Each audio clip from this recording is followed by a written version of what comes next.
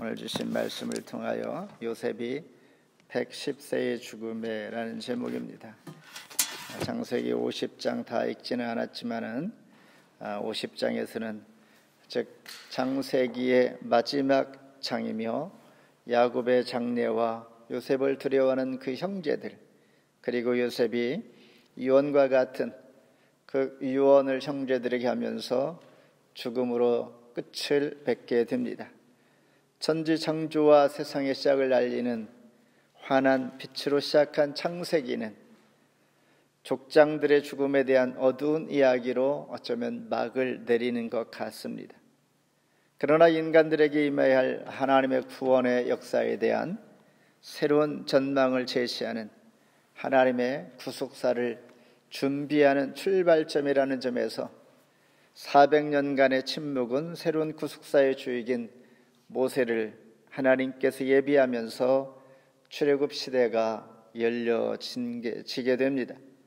이와 같이 인간들에게 있어서 과거의 지난 시간들을 통하여 우리가 보았듯이 실패에도 불구하고 하나님 그 가운데 반드시 약속, 언약을 성취해야 하시는 하나님의 놀라우신 계획과 그리고 철저한 섭리를 보게 되면서 다시 한번 창세기 50장 마무리하면서 평소에 우리가 읽고 생각하고 느꼈던 창세기 말씀이 어떻게 우리에게 와 닿는가, 오늘 말씀을 통하여 우리 다시 한번 생각하며 하나님 앞에 깊이 감사하며 기도하는 시간 되기를 바랍니다.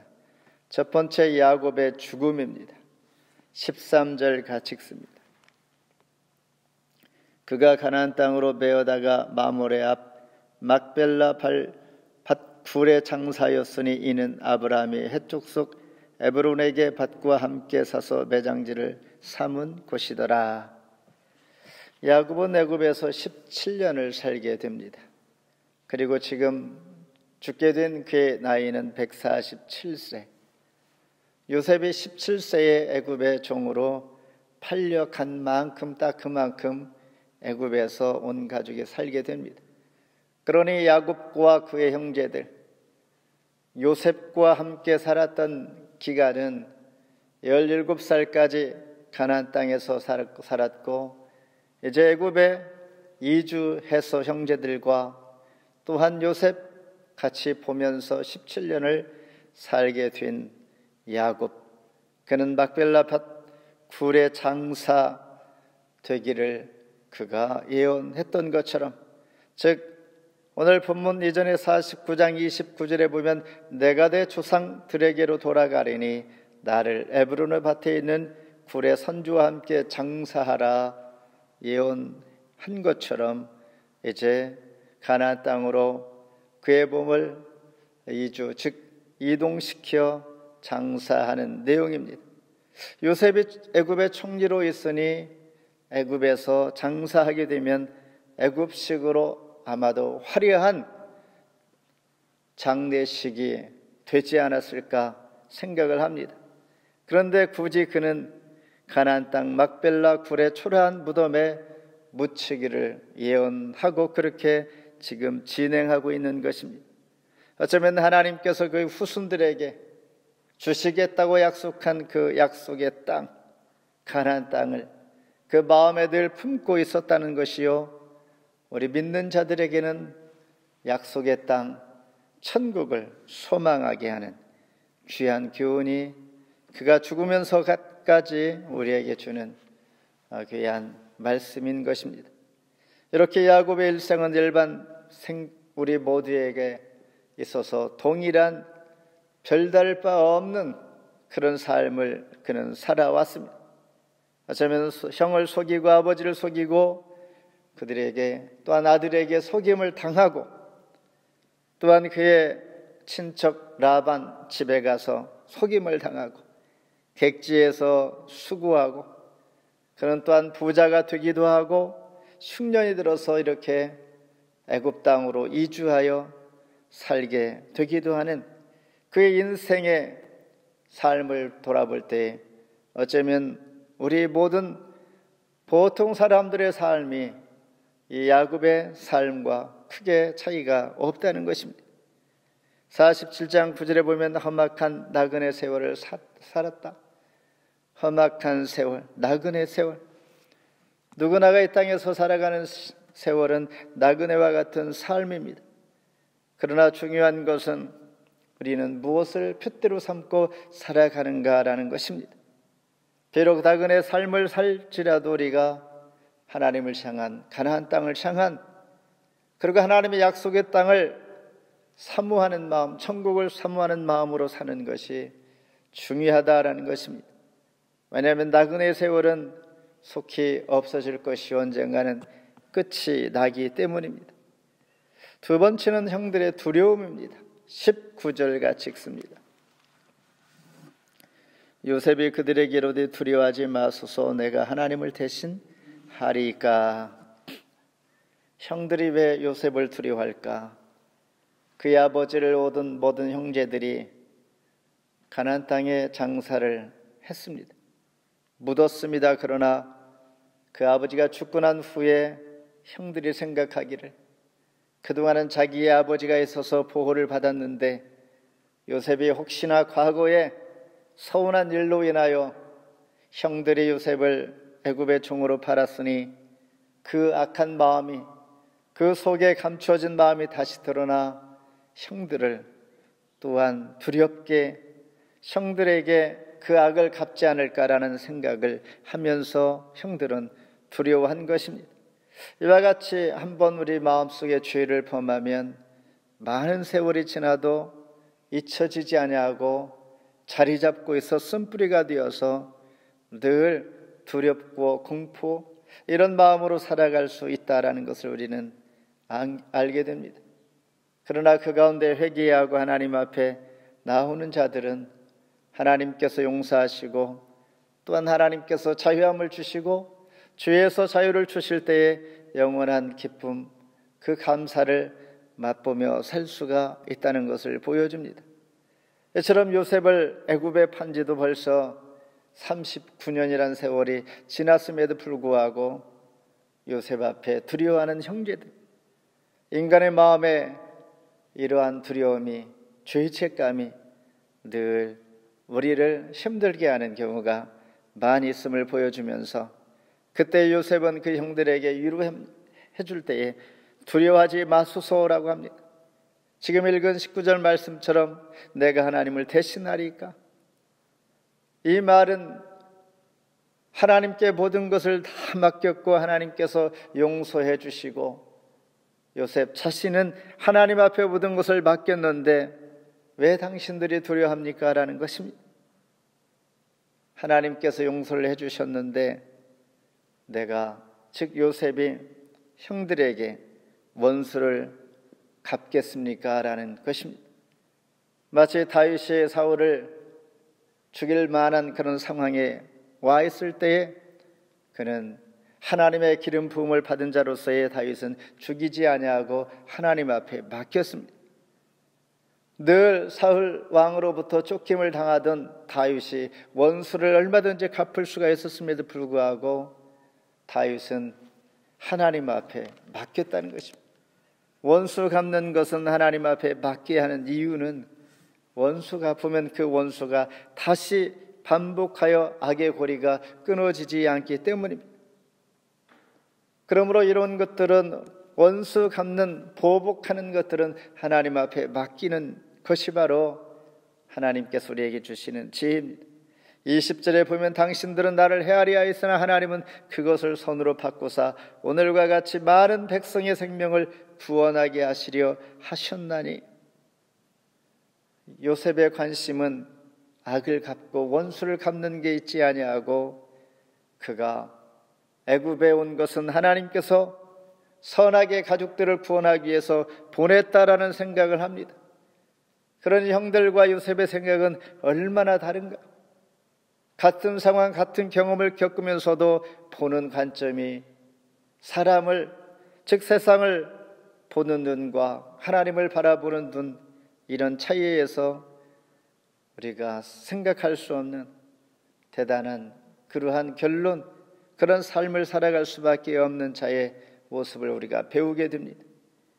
가족을 살리기 위해서 하나님께서 애굽에 보내셨다는 것, 그리고 하나님께서 나를 구원하기 위하여 국무총리가 되게 하시고 합력하여 선을 이루게 하시는 것, 하나님께서 하셨다라는 것입니다. 요셉은 이미 하나님께 다 바뀐 것입니다.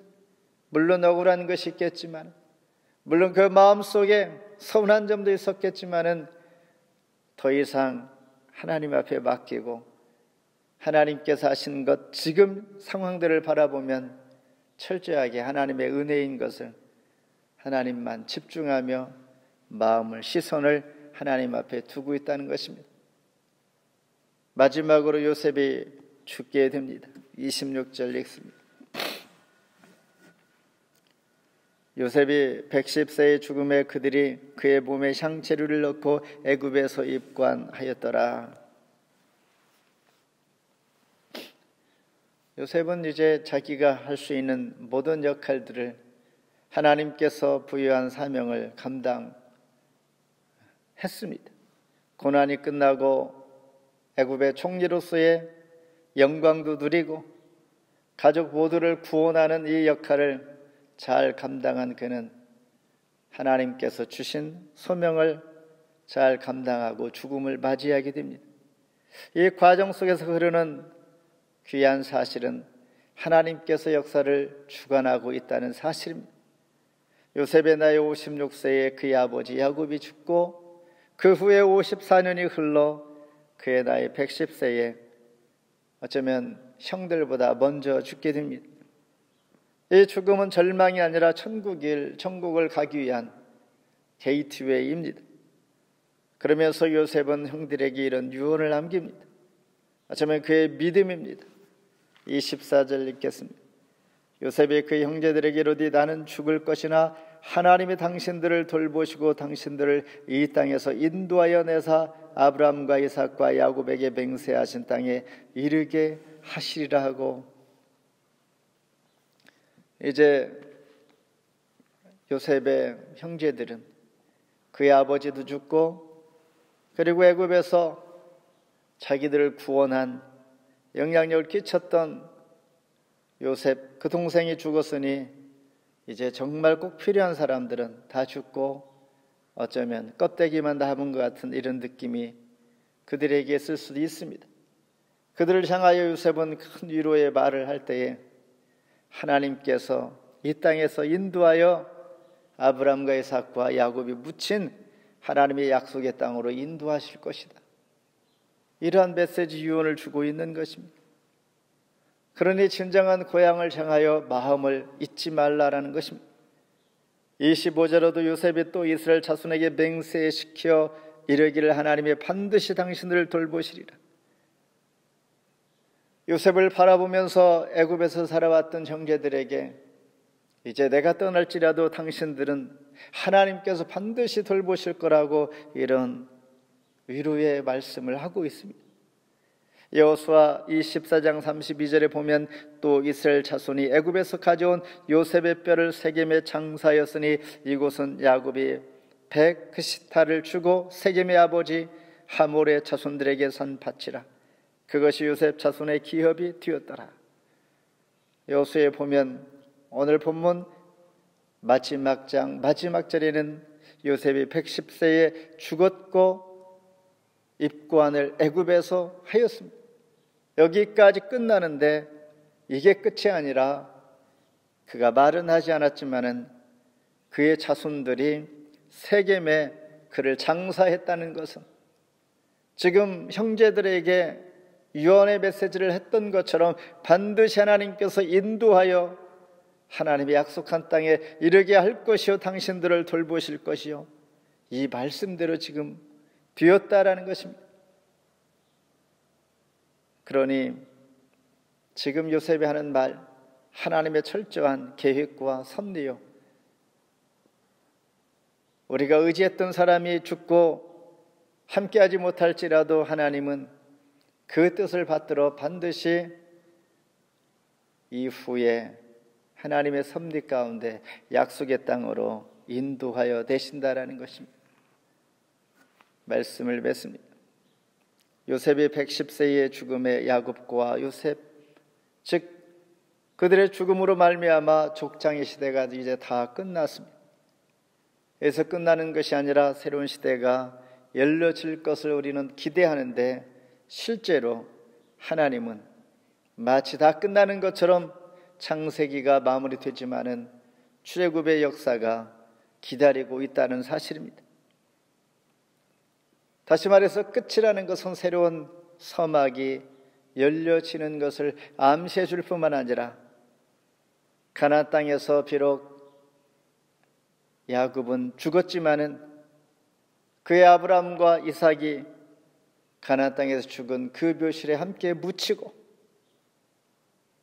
그 소망이 끝까지 이루어졌던 것처럼 오늘 우리에게도 약속의 땅을 바라보는 천국의 삶을 늘 생각하며 그 소망을 잃지 않을 때 하나님께서는 반드시 뜻을 이루게 하시고, 오늘도 살아가는 이 땅, 바로 세상이 애굽이고 또한 광야요, 캐나다 또한 한국에 있을지라도 동일한 하나님의 교훈은 가나안 땅, 즉 천국을 소망하며 그 소망 가운데 부활하신 주님을 의지하여서 하나님의 은혜가 우리 삶의 순간순간 새심을 얻게 하시는 하나님의 놀라우신 사랑이 오늘도 변함없이 이어지고 있음을 기억하면서 늘 그 소망 안에서 오늘도 승리하는 하루가 되기를 주의 이름으로 축원합니다.